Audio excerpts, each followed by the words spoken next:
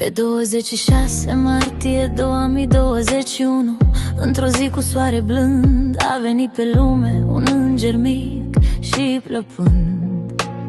Erai atât de micuță, cu ochii mari și senii, mi-ai umplut viața toată cu zâmbete și lumini. Te-am crescut singurică, cu lacrimi și putere, cu nopți nedormite și vise pline de speranțe. Fiecare pas al tău era o sărbătoare.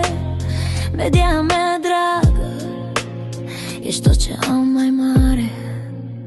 Media, raza mea de soare, chiar de sunt departe, te port în fiecare zi în inima mare. Mi-e dor de tine, suflet mic și bun. Mami te iubește mai mult decât pot să spun.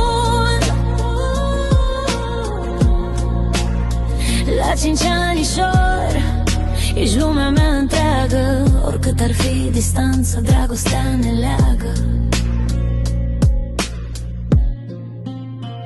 Azi e 5 anișori și crești ca o floare. Cu râsul tău dulce alungi orice supărare. Eu sunt peste hotare, dar gândul e la tine. În fiecare seară mă rog să-ți fie bine, să fii cu minte veselă și plină de lumină. Să știi că mama ta pentru tine suspină și într-o zi te voi strânge iar la piept, să spun că te iubesc și că te aștept.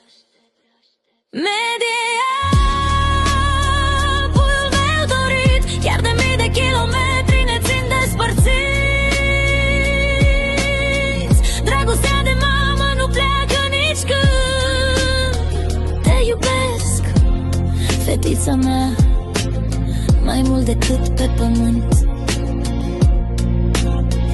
Media, raza mea de soare, chiar de sunt departe, te port în fiecare zi în inima mare. Mi-e dor de tine, suflet mic și bun. Mami te iubește mai mult decât pot să spun. La 5 anișori, ești lumea mea întreagă. Oricât ar fi distanța, dragostea ne leagă.